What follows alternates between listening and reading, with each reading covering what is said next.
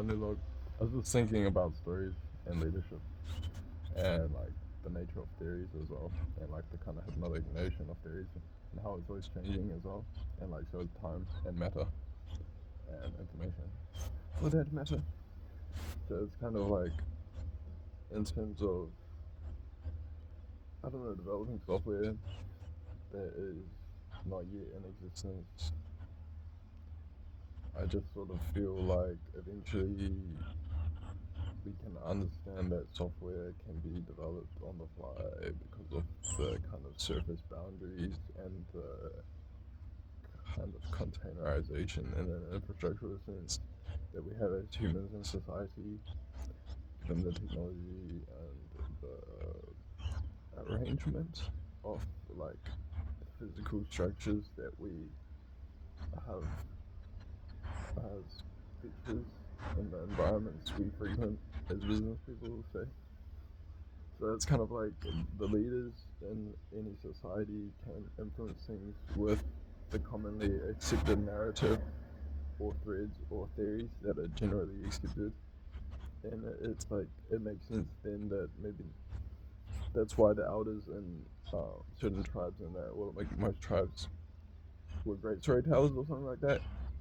I don't know, I just feel like wisdom sort of aligns with conceptualization and knowledge transmission as well as like wisdom, just clarity, and helping teach and perpetuate what makes life great and predicting that it makes sense to naturally infrastructurally implement kind of things that perpetuate that in a security sense, in a perpetuation sense, in a like reasonable sense, in terms of like technological platforms. It's like what I was thinking about with logging. So, for example, you can use logging like just a video camera and a phone and treat it like logging, and it's an innovative way to use an established technology. And you can easily build infrastructure to support this kind of practice of logging, this activity of logging, or like if you want to take a phenomenological lens to it, the kind of like yeah, I guess the activity of logging. And so you can imagine like having a dedicated vlogger app, for example, and having that have infrastructure that is readily the processing the buffered input window of your log, ready to respond to command words and ready to utilize the business logic that's part of the program to readily do things on the fly. And if you make like programming such systems super easy, if you kind of reduce it down into like a reduced instruction set computer, kind of like a JVM style, like use a virtualization approach to basically make really tangible the operational functionalities of computers in a accessible way that may be reminiscent of making programs for quantum computers using like graphical toolkits, graphical interfaces for programming quantum programs. So I don't know if you can actually make games that allow for programmatic construction as well as user created content along those lines to develop and expand game worlds organically, like green, I guess. You can cultivate game worlds in that sense. So it's sort of like how I view AI and sentient robotics. If we can get robotics sophisticated enough, maybe it'd be kind of cultivated from a DNA like seed or something like that, and it'd be left like a process over time, and it'd have to, you know, develop and grow and learn. So like good things take time. So I just feel like you can probably cultivate software flesh, to be honest. And you can probably cultivate software life and software organism.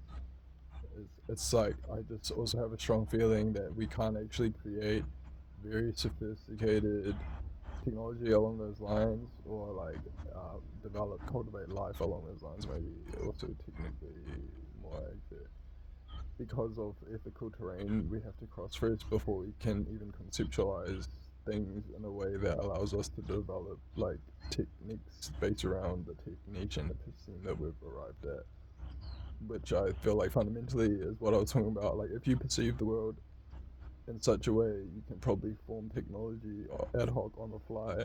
And it may be the case that you may realize things about reality in terms of like you may realize things are a certain way and that you can accomplish things by doing things along certain lines, like with certain strategies along in certain ways, basically, to accomplish goals technologically.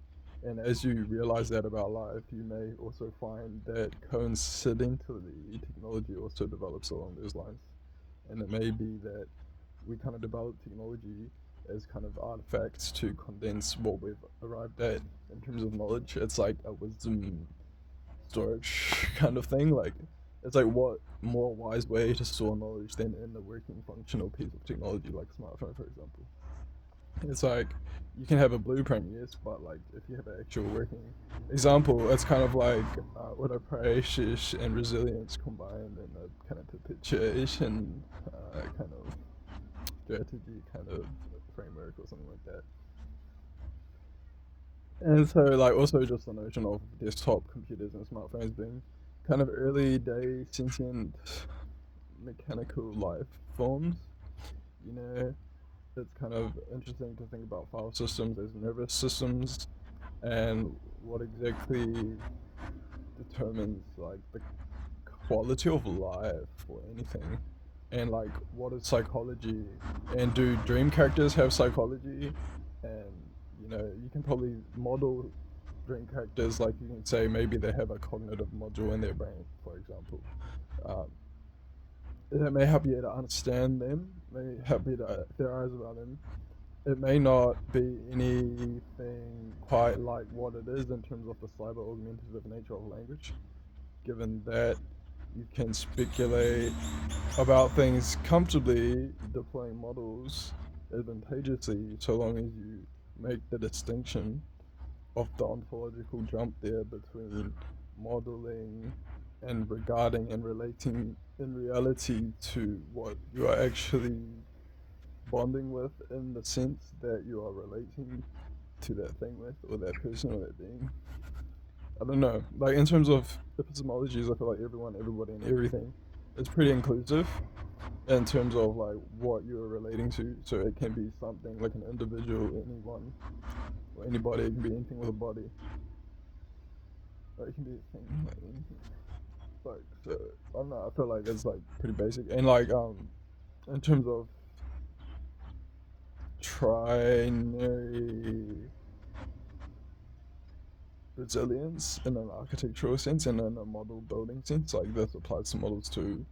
I've found it to be so. I heard about it first in a philosophy video that referenced maybe Aristotle or Socrates or Plato or something like that, about um, like based on three being the magic number, as well as it being strong for theorizing philosophically about building models, like in terms of building models that base of like the tripartite architecture, I think they referred to it as.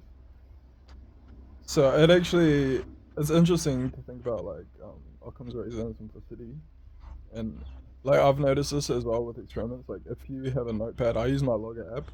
If you use a notepad and you just make comma separated lists of three things, lists of three things, it can be words or terms, just comma separated lists, and just like hustle those.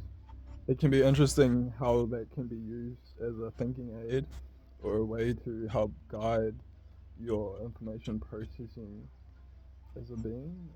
As so, I feel like knowledge management comes into the equation as well. Like in terms of just managing the information that passes, well, the knowledge really that passes through your organization. And if you have a way of processing information that makes knowledge consolidation in terms of extracting knowledge that passes through your, say, like for me, I'd be using Logger all day to just think and reason and like just keep busy, and so I can use those text file logs to extract information to help strategize along with reason about things. Plus, also I just feel like it kind of helps to strengthen infrastructure in a hardening sense because of the kind of like gravity and system dynamics associated with having value physically stored in your phone, for example, or in your infrastructure. Like, for example, in my car, I have a subwoofer and I invested into that setup to get it to where it's at. And it's like subconsciously, it probably helps me to like ascribe feelings to the car in a healthy way. Like use it or lose it, and you get out what you put in. If you're not invested, it's like probably you can pretty like be blasé about use it or lose it type shit. You probably don't even really care to use it that much if you are not invested in engaging with it. It's like I don't know, a girlfriend you don't even give a fuck about. It's like it's whatever, like blasé, blah, like whatever, like take it or leave it. Like I don't know, maybe that works some other time for some people, but for like you get out what you put in, and if you actually want to be a happy person, you have to actually invest into things that make you happy, and I don't know, currency circulation and just other ways of additionally as well.